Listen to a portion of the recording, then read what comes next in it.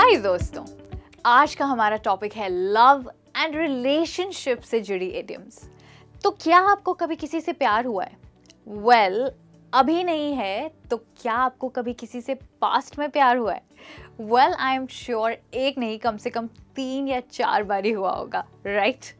So guys, आज आप सीखने वाले हैं 20 इंटरेस्टिंग लव इडियम्स जिन्हें आप अपने पास्ट, प्रेजेंट या फ्यूचर रिलेशनशिप्स के बारे में बताने के लिए इस्तेमाल कर सकते हैं। तो आइए समय बर्बाद करे बिना शुरू करते हैं हमारा लव इडियम्स का lesson. My name is Michelle and you are watching Learnex, जहां हम सीखते हैं इंग्लिश थ्रू हिंदी। तो आइए शुरुआत करते हैं आज की हमारी लव इडियम्स। तो आज का पहला लव इडियम है डेटिंग से जुड़ा, और वो है blind date. Well, blind date का मतलब होता है जब दो ऐसे लोग जिन्होंने कभी एक दूसरे को नहीं देखा वह डेट पर जाते हैं, उसे हम ब्लाइंड डेट कहते हैं। ये यूजुअली कोई और हमारे लिए फिक्स करता है, या फिर किसी ऑनलाइन वेबसाइट पर हम कोई ब्लाइंड डेट फिक्स करते हैं जहाँ पर हमें दूसरे इंसान के बारे में कोई इन्फॉर्मेशन नहीं है, राइट? तो इसका एक एग्जाम्पल होगा, My sister keeps organizing blind dates for me. She really wants to fix me up with someone. मेरी बहन मेरे लिए ब्लाइंड डेट ऑर्गेनाइज करती रहती है। वह चाहती है कि मैं किसी को डेट करना शुरू कर दूं।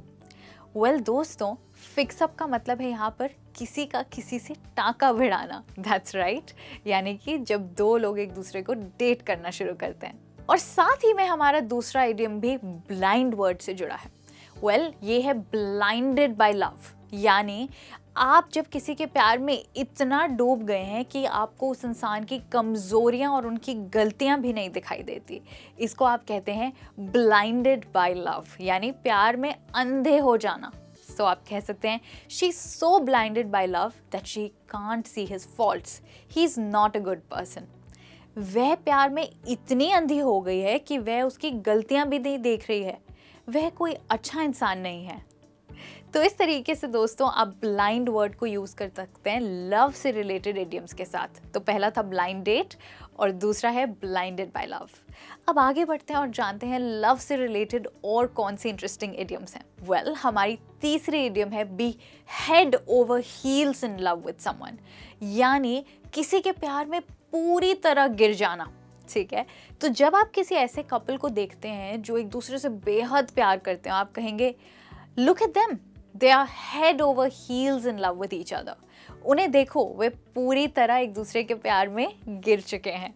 Okay, so this is head over heels in love. Okay, इसी के साथ हमारा आज का थर्ड इडियम है अंडर समवन्स स्पेल। वेल, इसका मतलब है किसी के जादू में आ जाना। ओके, किसी से इतना अट्रैक्ट हो जाना कि आप उनके जादू में आ गए हैं। वेल, ये बताते हुए मुझे एक हिंदी का गाना याद आ रहा है, तेरा जादू चल गया, राइट? इसका मतलब है I am under your spell. तो इसका एग्जाम्पल होगा, Rashmi broke up with Veer but now she is under his spell again. Rashmi ने वीर से ब्रेकअप तो कर लिया, पर वह अब फिर से उससे अट्रैक्ट हो चुकी है। Okay, right. और हमारा नेक्स्ट फ्रेज है to be smitten with someone. Well, इसका मतलब भी यही होता है किसी से पूरे तरीके से अट्रैक्ट होना या किसी से पूरे तरीके से प्यार होना। तो आप कह सकते हैं Rashmi is smitten with Veer, she can't stop talking about him. Rashmi Veer से पूरी तरह अट्रैक्ट हो चुकी है, वह उसके बारे में बात करने से रुकती ही नहीं है। हमारा नेक्स्ट इडियम है be lovey dovey. Okay, well, ये उन लोगों के लिए यूज होता है जो पब्लिकली, यानी और लोगों के सामने एक दूसरे से अपना प्यार जाहिर करते हैं, शायद कभी पब्लिकली हक करके या किसी को किस करके, उसको हम कहते हैं लवी डवी। इसको बहुत लोग PDA भी कहते हैं, यानी पब्लिक डिस्प्ले ऑफ अफेक्शन, यानी बाकी लोगों के सामने अपना प्यार एक दूसरे को जाहिर करना। वेल, हर कोई ये करते हुए कंफर्टेबल नहीं होता है, और कुछ लोगों को अच्छा नहीं लगता है जब दूसरे लोग बहुत ज़्यादा लवी डवी होते हैं। अगर आप उनमें से एक हैं तो आप कहेंगे I don't want to go out with Reva and Divas, they are so lovey dovey, I just can't stand it. मैं रेवा और दिवस के साथ घूमने नहीं जाना चाहता हूँ क्योंकि वो दोनों इतने लवी डवी हैं, मैं उन्हें सह नहीं सकता। यानी कि आपको लवी डवी कपल्स अच्छे नहीं लगते क्योंकि वो सबके सामने अपने प्यार को जाहिर करते हैं। अब हमारा अगला इडियम है split up. Well, split up एक नेगेटिव इडियम है। इसका मतलब सेम एज ब्रेकअप है, यानी सेपरेट हो जाना। तो अगर आपको किसी के ब्रेकअप की खबर मिले तो आप कह सकते हैं, have you heard Misha and Jatin have split up? क्या तुमने सुना मिशा और जतिन का ब्रेकअप हो गया या फिर वो अलग हो गए? तो ब्रेकअप को आप कह सकते हैं स्प्लिट अप। हमारा अगला आइडियम है fall in love with somebody, यानी किसी की तरफ आकर्षित होना और उनके प्यार में पूरी तरह गिर जाना। तो आप कह सकते हैं, I think I am falling in love with my best friend, what should I do? मुझे लगता है कि मुझे अपने बेस्ट फ्रेंड से प्यार हो रहा है, मुझे क्या करना चाहिए? ओके, हमारा नेक्स्ट इडियम काफ़ी इंटरेस्टिंग है और वो है पहली नजर में ऐसा जादू कर दिया। वेल, दिस सॉन्ग इससे भी एक इंग्लिश इडियम है और वो है लव एट फर्स्ट साइट, यानी पहली नज़र में ऐसा जादू कर दिया। तो इसका मतलब होता है जब आपने किसी को पहली बारी देखा और तभी आपको उनसे प्यार हो गया। आइए इसका एक एग्जाम्पल जानते हैं। My wife and I met at a party, it was love at first sight. मैं और मेरी पत्नी एक पार्टी में मिले, हमें पहली नज़र में ही एक दूसरे से प्यार हो गया था। अब आगे बढ़ते हैं और अपनी अगली इडियम जानते हैं, वो है टू फैंसी समवन। इसका मतलब होता है किसी को बहुत पसंद करना। जब आप किसी को बहुत लाइक करते हैं तो आप कहेंगे आई फैंसी हिम। जैसे कि आप कह सकते हैं my friend really fancies you, यानी मेरी फ्रेंड तुम्हें बहुत पसंद करती है। ये एक और तरीका है कहने का that my friend really likes you. इसकी जगह आप कह सकते हैं my friend really fancies you. Okay, अब हमारा अगला इडियम है to love someone with all of your heart and soul, यानी पूरे दिल से किसी को प्यार करना।